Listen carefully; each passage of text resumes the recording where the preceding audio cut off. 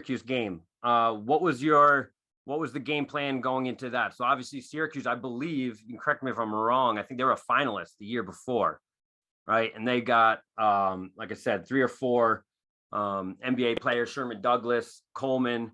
I'm missing someone. Ronnie Cycli.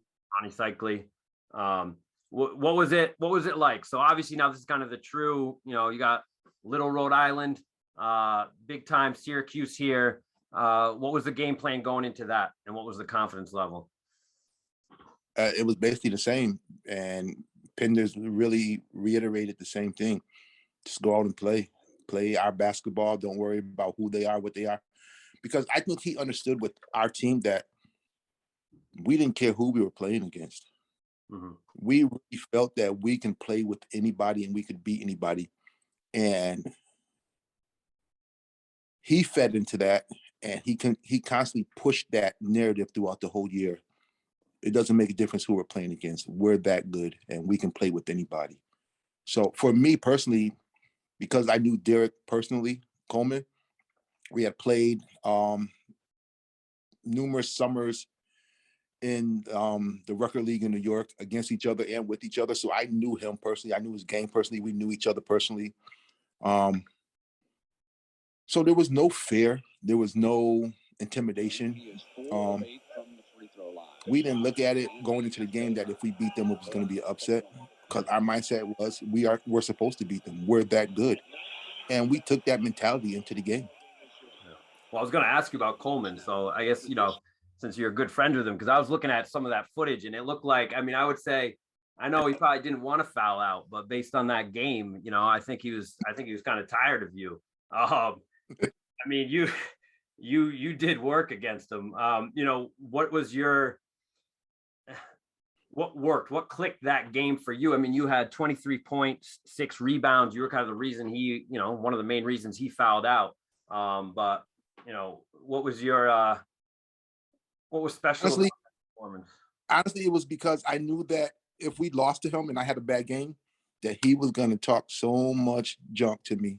Yeah. I have actually a clip. I feel like probably was a pretty big momentum swing during that game. I think there was about 4 minutes left.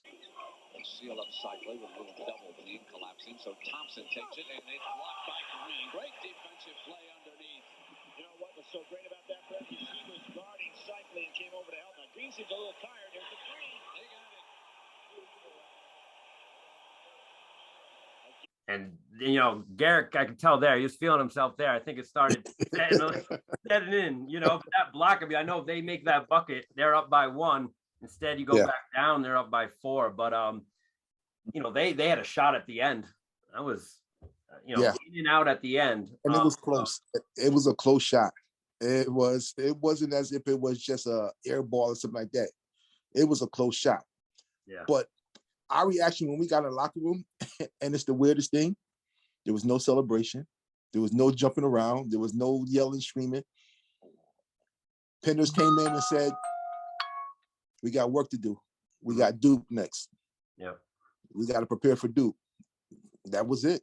And it's weird because you would think beating a perennial powerhouse like Syracuse in the tournament, that there would be so much jubilation and so much excitement in the locker room.